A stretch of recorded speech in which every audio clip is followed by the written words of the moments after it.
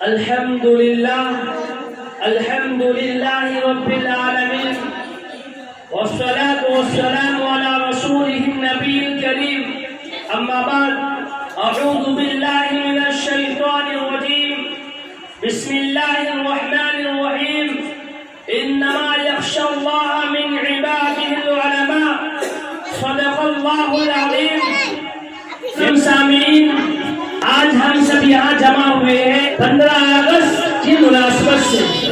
اس دن کو حاصل کرنے کے لیے ہمارے بزرگوں نے، ہمارے پرخوں نے بہت محنتیں کی ہیں، بہت کوششیں کی ہیں، پھانسی کے پھندوں پر چڑھے ہیں اور جیل میں گئے ہیں. بہت سی تکالیف کے بعد یہ ہندوستان آزاد دکھائی دیتا ہے.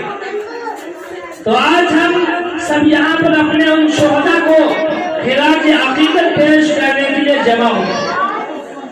میرے عزیزوں، میں آپ کو بتلانا چاہوں گا کہ اس ہندوستان کی آزادی میں قدرتی طور پر مسلمانوں کا ایک ممتاز اور ایک نمایاں رول رہا ہے.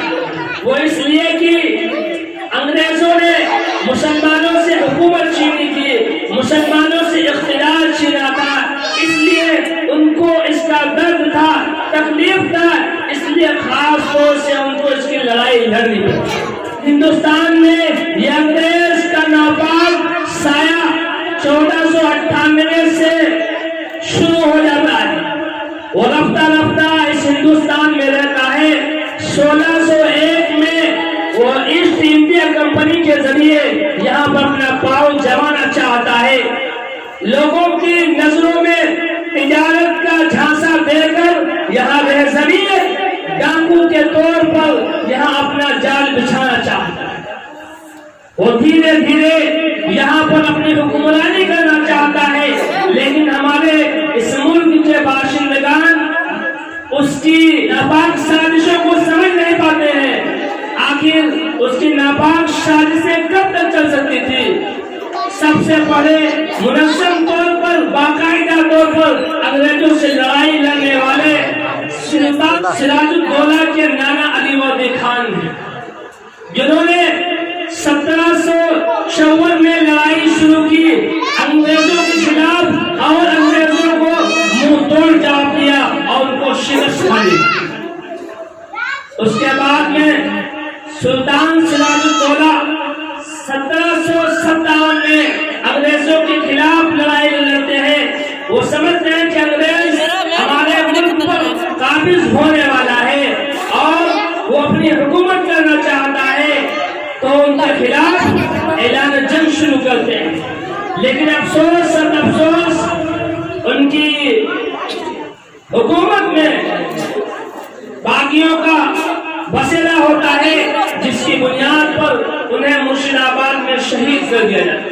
ٹھیک ہے، باشندگان رفتہ رفتہ انگریزوں سے لڑائی کرتے ہیں، یہاں تک کہ دور آتا ہے ٹیپو سلطان علیہ الرحمہ. ٹیپو سلطان علیہ الرحمہ وہ جاباز سپاہی تھے جن سے انگریز ڈرتا تھا، دور رہتا تھا. لیکن انگریز اتنا مکار، اتنا عیار، اتنا خبیث تھا کہ وہ ہندوستان میں اندرونی اپنا جال بچھاتا تھا، جس کی بنیاد پر ٹیپو سلطان علیہ الرحمہ کو 1799 میں شہادت کرنی پڑی. آپ کو جانا شہادت نوش کرنی پڑی. اور جب ٹیپو سلطان علیہ الرحمہ کی شہادت ہوتی ہے تو انگریز کہتا ہے کہ اب ہندوستان ہمارا ہے، اب ہندوستان پر ہمارا کنٹرول چلے گا، اب ہماری حکومت چلے گی. اتنا ڈر تھا، اتنا اس کو خوف تھا ٹیپو سلطان علیہ الرحمہ کا. ان کا یہ شعر پوری دنیا پر گونجتا رہتا ہے کہ ایک دن کی زندگی گیندر کی 100 برس کی زندگی سے بہتر. میرے عزیزوں، اس کے بعد انگریزوں کو اور موقع ملتا ہے، یہاں تک کہ وہ 1803 میں دہلی میں اپنا پورا کنٹرول کر لیتے ہیں، پورا قبضہ کر لیتے ہیں اور لال قلعے پر اپنا جھنڈا پھیلا دیتے ہیں. جب جھنڈا پھیلاتے ہیں تو اس وقت کہتے ہیں کہ خلق خدا کی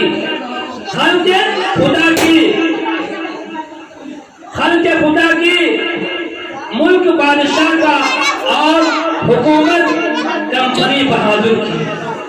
یہ جملہ سنتے ہی پورے ہندوستان میں ہڑکنپ مچ جاتا ہے، چہلکا مچ جاتا ہے۔ اس وقت کے محدث کبیر شاہ عبد العزیز علیہ الرحمہ اس وقت انگریزوں کی چال کو سمجھ جاتے ہیں اور اپنا فتویٰ ہندوستان کو دارالحرب ہونے کا دیتے ہیں اور کہتے ہیں مسلمان اپنے سروں پر کفن باندھ کر لیں انگریزوں کے خلاف لڑنے کے لیے۔ یہ آواز آپ کی پورے ہندوستان میں گونجتی ہے، یہاں تک کہ آپ کے جانشین سید احمد شہید علیہ الرحمہ اور حضرت مولانا شاہ اسماعیل شہید علیہ الرحمہ یہ دونوں بالا کوٹ کی پہاڑی پر انگریزوں سے لڑنے کے لیے تیار ہو جاتے ہیں اور ان سے لڑتے لڑتے جامع شہادت نصیب فرماتے ہیں۔ 1857 سے پہلے کی جنگ آزادی میں صرف اور صرف مسلمان لڑتے ہیں۔ اس کے بعد میں جب 1857 کی جنگ ہوتی ہے تو پورے ہندوستان کے واسیوں کو، ہندو مسلم سکھ عیسائیوں کو، سب کو ساتھ میں شریک کیا جاتا ہے اور انگریزوں کے خلاف علیہ بغاوت شروع کیا جاتا ہے، یہاں تک کہ انگریز اس ملک میں نفرت پیدا کرنے کے لیے بہت سے ہیلے اور بہت سے فساد پھیلاتے ہیں، یہاں تک کہ ان کا ایک رپورٹر کہتا ہے کہ اس ہندوستان میں اگر ان کو حکومت کرنی ہے تو اس ہندوستان سے مسلمانوں اور مدرسوں کو مٹانا۔ چنانچہ 1861 میں اس ہندوستان میں انگریز خلیج نے 3 لاکھ قرآن مجید کے نسخے چلائے اور یہی بس نہیں ہوتا ہے، 1864 سے لے کر 1867 تک 14,000 علماء کرام کو شہید کیا گیا۔ 1913 میں شیخ الہند علیہ الرحمہ ریشمی رومال کی تحریک چلاتے ہیں جس سے انگریز کے پسینے چھوٹ جاتے ہیں۔ آخر آپ کے چہیتے شاگرد شیخ الاسلام حسین احمد مدنی علیہ الرحمہ پاکستان کراچی میں جاتے ہیں، خلافت کانفرنس واقع ہوتی ہے جہاں پر حسین احمد مدنی علیہ الرحمہ کو مار دینے کا اعلان جاری کیا جاتا ہے۔ وہاں پر لوگ سمجھتے ہیں کہ حسین احمد نہیں آئیں گے، لیکن جب آپ جاتے ہیں تو سب کی آنکھیں کھلی کی کھلی رہ جاتے ہیں اور آپ اپنے ساتھ کفن لے کر جاتے ہیں اور انگریزوں کو مخاطب کر کے کہتے ہیں لیے پھرتی ہے بلبل چونچ میں گل، شہید ناز کی تربت کہاں ہے۔ راوی کہتا ہے کہ جب حضرت نے یہ شعر پڑھا تو مجمع میں آدھا گھنٹے تک نعرے تکبیر کی سرائے کر دی، یہاں تک کہ پھر آپ نے علماء کی قربانیوں اور انگریزوں کی ناپاک سازشوں کے اوپر ایک شعر بولا جو بہت ہی جامع شعر ہے۔ کھلونا سمجھ کر نہ برباد کرنا، کھلونا سمجھ کر نہ برباد کرنا، تم بھی کسی کے بنائے ہوئے ہیں۔ فرنگی کے فوجوں میں حرمت کے فتوے سرے دار چڑھ کر بھگائے ہوئے ہیں۔ یہ شجر آزادی یہ پھوٹ دے کے سیدھا ہم نے اب پھل اس کے پکنے کو آئے ہیں۔ تو یہ ہمارے علماء کرام ہیں جنہوں نے اس ہندوستان کو آزاد کرانے کے لیے قربانی دی۔ تامسن مولوی کہتا ہے اندھی چوک سے لے کر خیبر تک کوئی ایسا درد نہیں تھا جہاں پر علماء کرام کی گردنیں لٹکی نہ ہوئی ہو، اور کی شاہی مسجد میں 80 علماء کرام کو پھانسیاں دی جاتی تھی اور دریائے راوی میں 80 علماء کرام کو پھینکا جاتا تھا، یہاں تک کہ علماء کرام کے جسموں کو داغا جاتا تھا، ان کو جلایا جاتا تھا۔ تامسن کہتا ہے کہ میں نے اپنے خیمے سے دیکھا کہ پیچھے بدبو آ رہی ہے تو دیکھا کہ 40 علماء کرام کو لے جایا جا رہا ہے اور ان کو کڑھاؤ میں ڈالا جا رہا ہے اور ان سے کہا جا رہا ہے کہ کوئی بھی اس میں سے کہتے کہ دعوت کی جنگ میں ہم شریک نہیں کرتے تو سب کو چھوڑ دیں گے، لیکن تامسن کہتا ہے مجھے پیدا کرنے والے کی قسم ان میں سے ایک بھی ایسا نہیں تھا جو یہ کہتا۔ سبھی نے اپنی شہادت کو گلے لگایا، اپنے آپ کو کڑھاؤ میں ڈالنا تو گوارا کیا، لیکن پیسوں کے حامی نہیں کیے جو۔ تو میرے عزیزو یہ ہمارا ہندوستان، اس میں بہت مسلمانوں کا یوگدان ہے۔